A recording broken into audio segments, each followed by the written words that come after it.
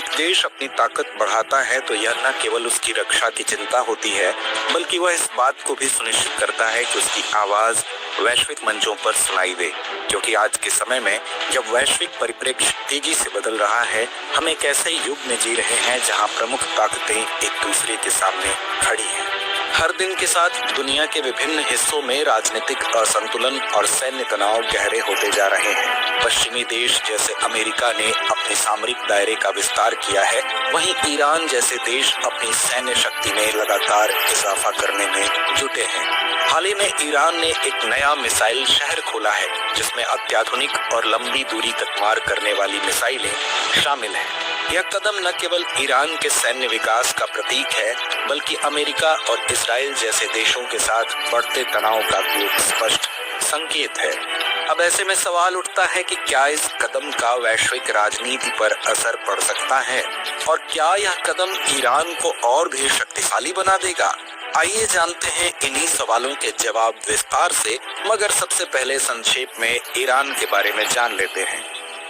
Iran, जिसे औपचारिक रूप से इस्लामिक गणराज्य ईरान कहा जाता है, पश्चिम एशिया में स्थित एक महत्वपूर्ण देश है। इसका प्राचीन नाम पर्शिया था और यह विश्व की सबसे पुरानी सभ्यताओं में से एक का घर रहा है।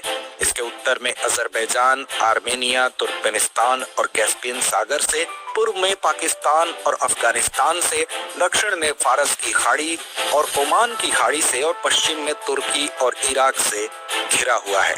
यह फारस की खाड़ी में लगभग 1 दर्जन द्वीपों को भी नियंत्रित करता है। अब बात करते हैं हालिया घटनाक्रम की। हाल ही में ईरान ने अपनी तीसरी भूमिगत मिसाइल सुविधा का अनावरण किया, जिसका उद्देश्य उसकी सैन्य शक्ति को बढ़ाना और अपनी रक्षा प्रणाली को मजबूत करना है। दरअसल इससे पहले नवंबर 2020 में ईरान ने अपनी भूमिगत सैन्य महत्वाकांक्षाओं का खुलासा किया, जब एक गुप्त बैलिस्टिक मिसाइल सुविधा की फुटेज सामने आई, जहां हथियारों को एक स्वचालित रेल प्रणाली पर विशाल भूमिगत सुरंगों के माध्यम से ले जाया जाता था, जो लॉन्च के लिए तैयार थी। फिर 3 साल बाद तेहरान ने एक और रणनीतिक गढ़ का प्रदर्शन किया। यह एक विशाल भूमिगत परिसर, जिसे लड़ाकू विमानों को आश्रय देने और उनकी सुरक्षा के लिए डिजाइन किया गया था। वहीं अब इस नए शहर में कई अत्याधुनिक मिसाइलों का संग्रह है, जिनकी मारक क्षमता बहुत लंबी है। इनमें खैबर शेकन 900 मील की रेंज, हज कासिम 850 मील की रेंज, गदर एच 1240 मील की रेंज, सेज्जिल 1550 मील की रेंज और इमाद 1050 मील की रेंज जैसी बड़ी और खतरनाक मिसाइलें रखी गई हैं। इन मिसाइलों की तकनीकी क्षमता को देखते हुए यह स्पष्ट होता है कि ईरान ने अपनी सैन्य ताकत को काफी मजबूत किया है। ईरान का यह कदम एक संदेश है कि वह किसी भी खतरे का सामना करने के लिए पूरी तरह तैयार है। लेकिन ईरान के इस कदम से अमेरिका और इजराइल के साथ उसके रिश्तों में और अधिक तनाव आ सकता है। अमेरिका ने पहले ही ईरान पर अपने परमाणु कार्यक्रम को लेकर कड़ी आपत्तियां जताई हैं। इजराइल ने भी बार बार ईरान की परमाणु परियोजना को खत्म करने की धमकी दी है।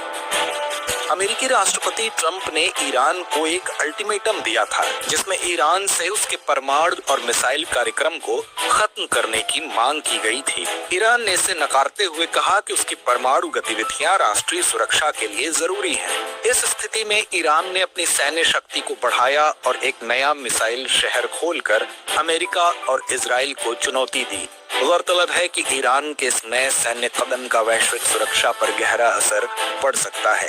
पहले से ही अमेरिका और इजराइल के साथ तनाव में वृद्धि हो चुकी थी, और इस मिसाइल शहर के उद्घाटन के बाद स्थिति और जटिल हो सकती है।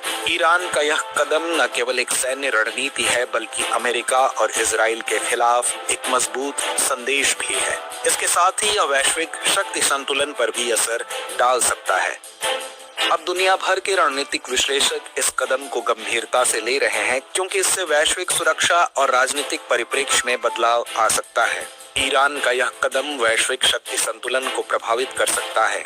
अमेरिका और इजराइल जैसे देशों ने पहले ही ईरान के परमाणु कार्यक्रम और मिसाइल विकास पर अपनी चिंता जताई है। इससे वैश्विक सुरक्षा पर दबाव बढ़ सकता है और अन्य देशों के बीच सैन्य प्रतिस्पर्धा में वृद्धि हो सकती है। ईरान के इस कदम को लेकर कई देशों में चिंता हो सकती है, क्योंकि इससे मध्य पूर्व क्षेत्र में एक नया तनाव उत्पन्न हो सकता है। ईरान के इस कदम के बावजूद यह महत्वपूर्ण है कि वैश्विक सुरक्षा संस्थाएं और अंतर्राष्ट्रीय समुदाय इस स्थिति को हल करने के लिए प्रयास करें। दोनों पक्षों ईरान और पश्चिमी देशों को आपसी संवाद और सहयोग के माध्यम से तनाव को कम करने की आवश्यकता है। इस समय संयुक्त राष्ट्र और अन्य वैश्विक संगठन इस मामले में सक्रिय रूप से हस्तक्षेप कर सकते हैं।